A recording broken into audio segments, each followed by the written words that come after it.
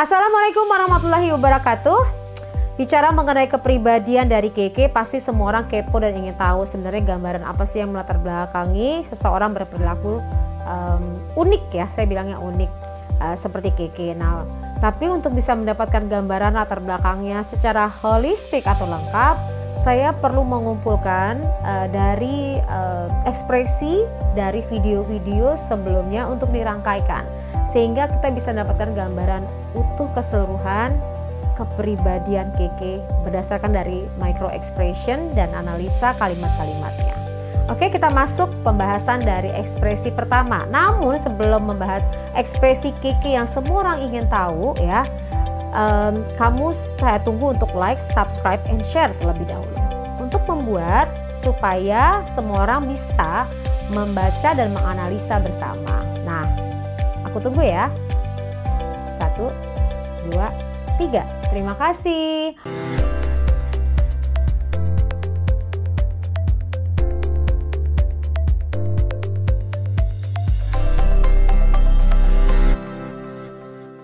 Oke, ini adalah ekspresi pada saat ketemu sama Gigi ya, sama Gigi. Gigi ini kan jadi karena mungkin baca mengenai beauty vlogger, kemudian Keke make balon diisi air, tepuk-tepuk gitu kan.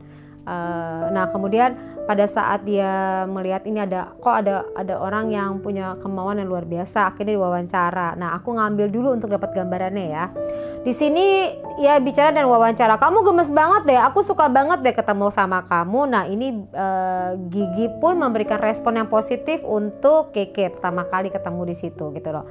Aku ngambil di sini memberikan gambaran bahwa kepolosan gambaran daripada motivasinya Keke itu luar biasa ya, dan semua orang pasti ngeliatnya juga suka. Nah, Gigi pada saat memuji ini dia terlihat tulus banget sampai memejamkan mata seperti ini, ekspresinya menggambarkan kalau memang apa yang dibayangkan atau yang dia sebutkan itu honestly apa adanya. Dan saya juga setuju kalau memang Keke adalah orangnya yang apa adanya dan polos. Kemudian ditanyain dong, kamu kegiatan hari-hari tuh ngapain sih? Ngopenin ayam. Nah, ekspresi daripada Gigi tuh kaget. Ngopenin ayam, jadi dia bermain sama ayam. Iya, aku kasih makan ayam. Kemudian ngopenin ayam, tapi pada saat yang ngomong ngasih makan ayam, ngopenin itu suaranya agak menurun gitu, walaupun Gigi kaget di situ.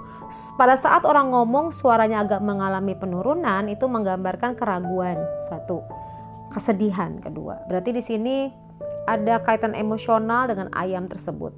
Nah, kemudian dia jelasin lagi, aku punya 6 ayam. Pada saat dia menjelaskan ayamnya ada 6, yang waktu dulu ya, sekarang pasti udah banyak kan. Ayamnya ada 6, ekspresinya bahagia. Berarti di sini ada hubungan konektivitas antara Keke dengan ayam-ayamnya. Kenapa sampai membuat dia bahagia? Karena ayamnya adalah tempat ia curhat gitu loh, tempat dia untuk mengungkapkan semua perasaannya. Berarti hubungan emosionalnya begitu dekat dengan ayamnya. Kemudian membuat Gigi bingung dong, akhirnya bertanya dan bingung, ekspresi Gigi udah pasti bingung dan berkerut, menganalisa, berpikir ya. Maksudnya dengan ayam seperti apa ya, main bareng, kejar-kejaran. Muka Gigi makin bingung, kemudian Keke-nya ketawa. Jadi di sini dia ekspresinya bahagia. Saya mau menggambarkan, saya mengambil gambaran ini kalau memang ekspresinya begitu bahagia bicara mengenai ayam ketimbang dia bicara mengenai hal yang lain. Berarti hubungannya begitu dekat. Nah, kemudian dia ngomong, yang membuat video selama ini siapa sih? Yang buat video ya aku, dari handphone, yang edit ya aku, yang upload aku sendiri. Nah, ini membuat Gigi bangga banget hingga high five dengan Keke di sini. Nah, ini membahas motivasi yang luar biasa tinggi di situ.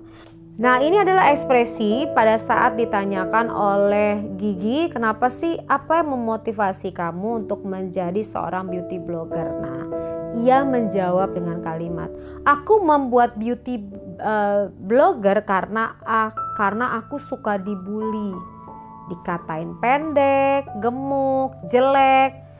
Terus pada saat ia bicara, kamu perhatiin matanya tertutup, ya kan? Kemudian mulutnya turun, alisnya turun. Mulut dan alis yang turun menggambarkan kesedihan. Mata tertutup karena membayangkan sebuah peristiwa, bisa jadi nggak sanggup melihat kenyataan yang ada. Sekarang saya mengajak kamu semuanya yang nonton video ini Bayangin kamu dihina sama orang lain, dikatain gendut. Yang cewek nih. Satu kali aja. Kesel gak? Kesel kan? Kali lipatkan dari kecil. Keke melaluinya sendiri.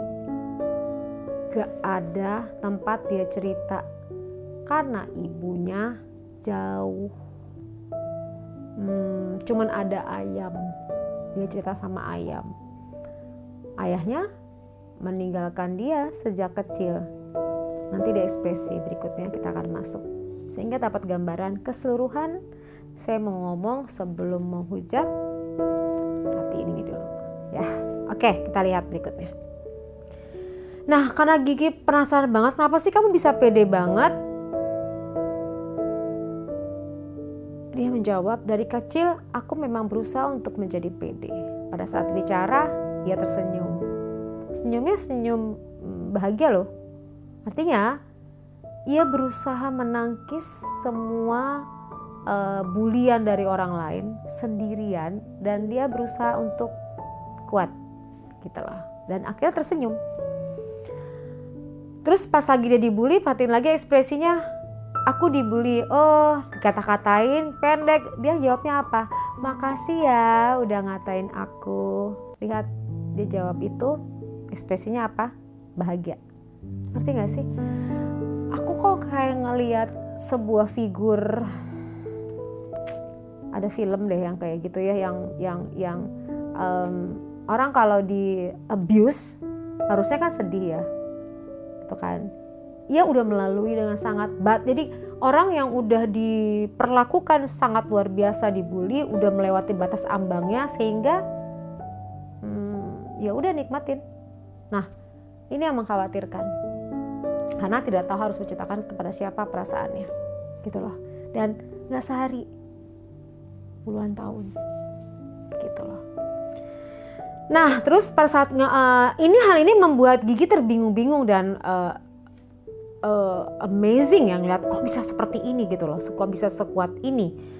Kemudian ya aku melalui dengan tersenyum, kan senyum itu indah. Dia menjawab dengan ekspresi yang bahagia. Terus Gigi ngomong, aku jadi terharu, air matanya menetes. Air mata Gigi menetes ini, air matanya menetesnya dari air mata terharu ya. Artinya kalau kamu lihat dia mengelapnya ya, mengelapnya di posisi sebelah ujung gitu loh. Berarti ini adalah air mata terharu gitu loh. Kemudian pada saat ditanyakan lagi, emang kamu gak pernah cerita sama orang tua kamu? Perhatiin ekspresinya, gak pernah sama sekali cerita ke mama. Ia ngelihatnya ke atas. Hope, harapan. Tapi ada kesedihan. Karena tatapan matanya itu fokusnya hilang.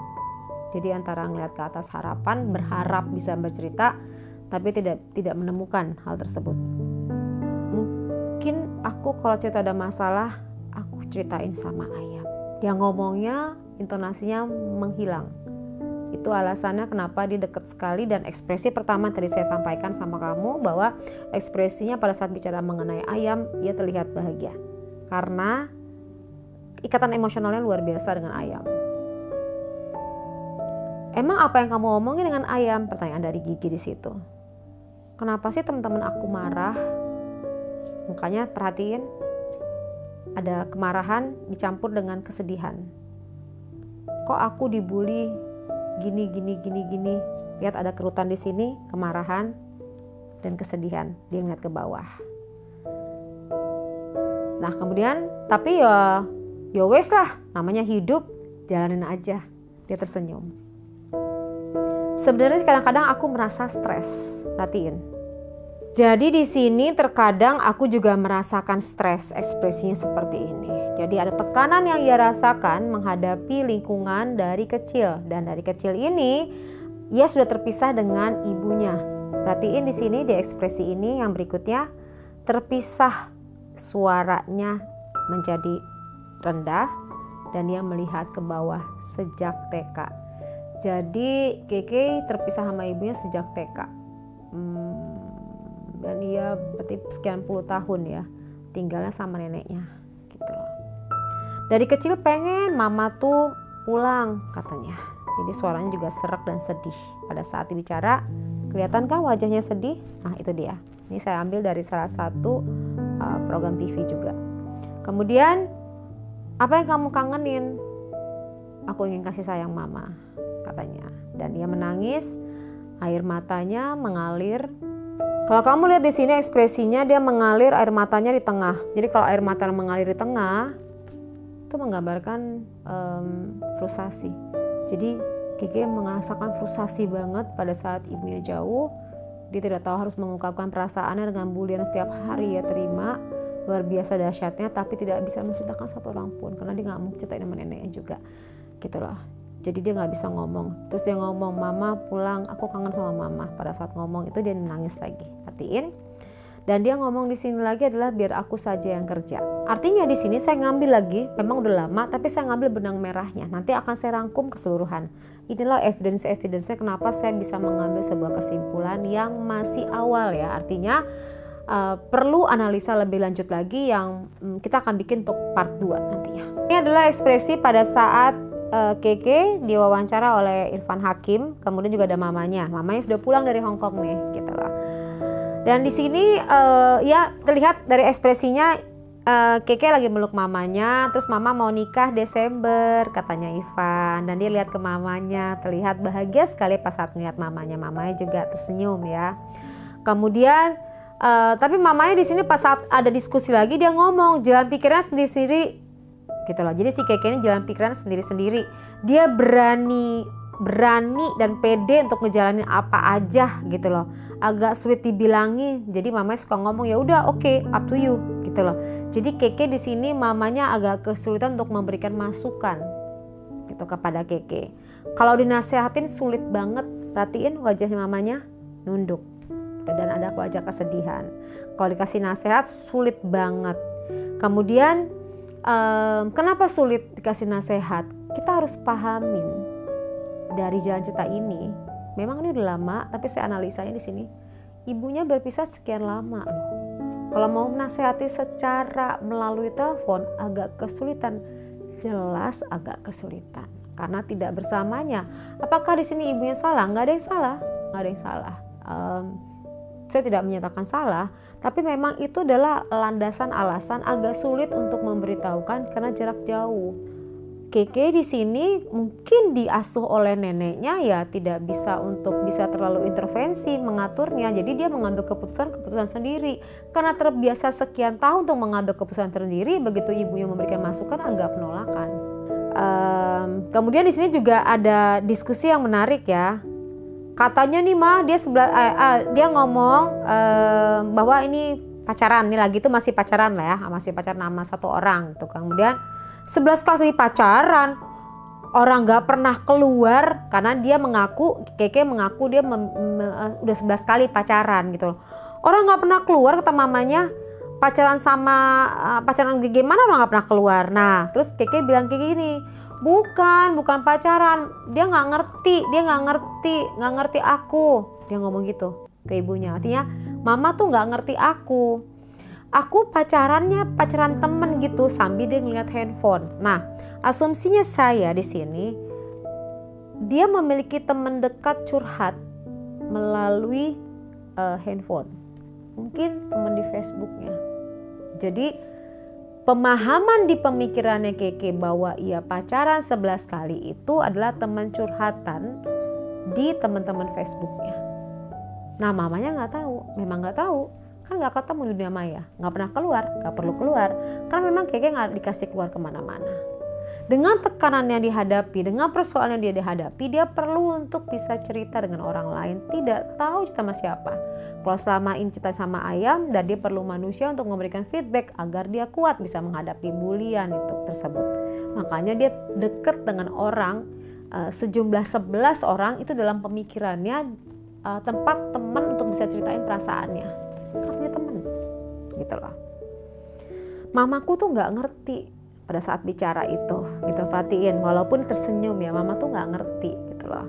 Nah kemudian karena aku jarang curhat sama mama, masalah pribadi aku gitu loh. Nah itu alasannya kenapa dia menceritakan dengan orang lain. Terus jadi tapi begitu aku semuanya udah kenal aku, jadi kebongkar semua gitu. Awalnya aku nggak mau, terus mamanya langsung narik tangannya seperti ini ke Keke.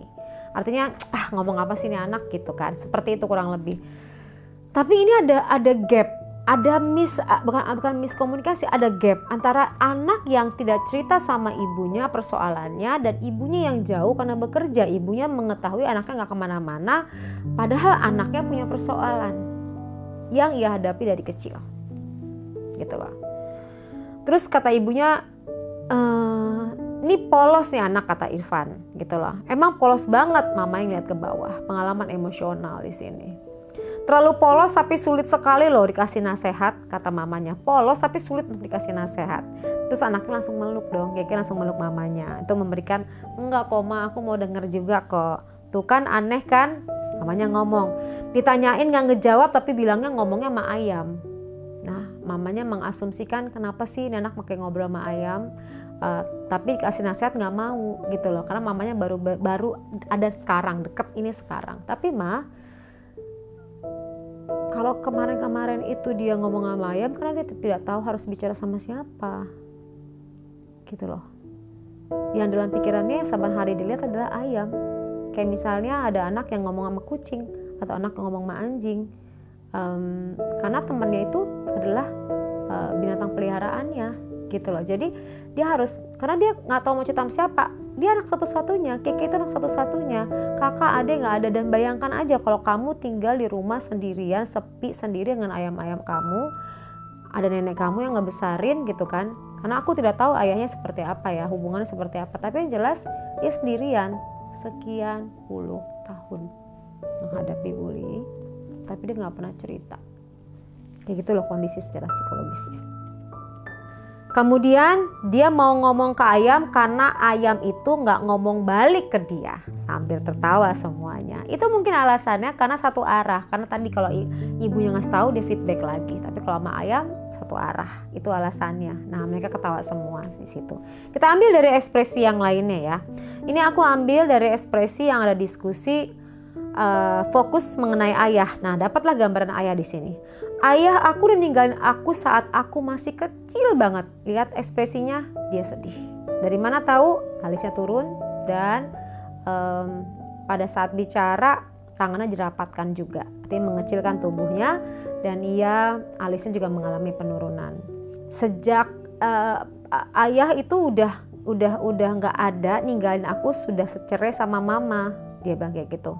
Jadi alasan itu pada saat kecil itulah kenapa dia tidak memiliki ayah gitu loh.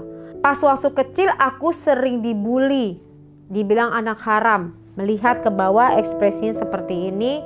Nah karena itu alasannya kenapa dia chatting dan dia butuh semangat karena dulu itu aku pernah sempat kepikiran bunuh diri.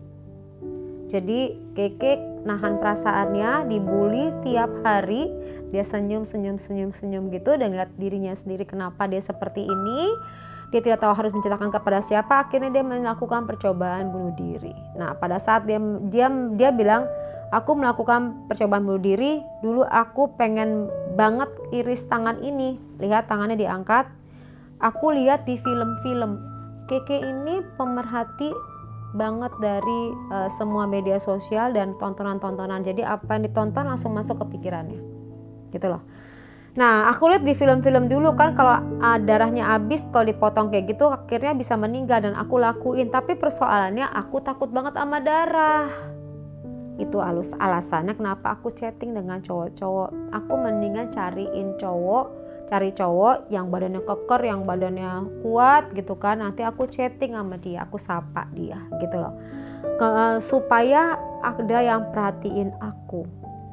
Jadi sebenarnya Keke butuh perhatian.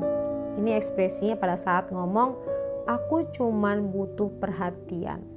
Dia ngomong tangannya seperti apa? Berpegangan. Jadi kekuatannya di situ.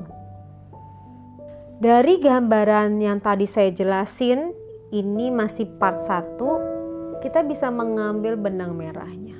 Gini, Keke dari kecil ia adalah anak satu-satunya terlahir tinggal dengan neneknya. Saya tidak tahu seperti apa hubungan dengan neneknya, aktivitas neneknya seperti apa, dan dirinya seperti apa. Yang jelas begitu bangun pagi, dia bermain dengan ayam, kejar-kejaran, bahkan setiap ayam ia berikan nama, gitu loh.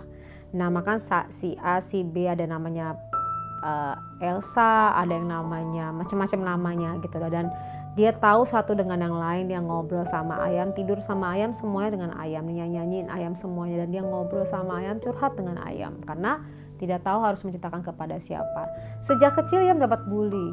Bulinya itu sejak TK dan di rumah sendiri. Tidak tahu harus menceritakan persoalannya kepada siapa. Goncangan kepribadian, tekanan tersebut itu pasti ada.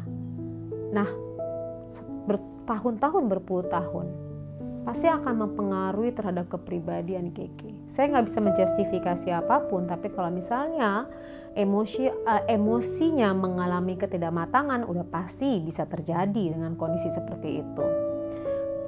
Kematangan emosi sangat dipengaruhi oleh lingkungan. Bagaimana mengelola rasa marah, takut, sedih, cemas, khawatir, itu perlu ada lingkungan yang bisa membentuk. Nah, Keke tidak ada siapa-siapa yang bisa memberitahukan itu. Makanya kalau nantinya pada saat dia dewasa seperti saat ini, kalau emosinya naik turun itu bisa dipahamin, karena dari kecil tidak ada yang melatih, which is itu adalah misalnya lingkungan, ada papa mama atau keluarga yang utuh yang lengkap bisa memberitahukan, ini tidak ada. Dia besar dengan neneknya dan ayam-ayamnya tadi gitu loh. Jadi kalau misalnya mamanya sekarang ada, ini baru perubahan yang terjadi. Nah, kalau misalnya ada tindakan-tindakan atau perilaku-perilaku Keke yang guling-gulingan, perilaku-perilaku yang mungkin unpredictable, yang kita pikir kok bisa seperti ini sih, karena tadi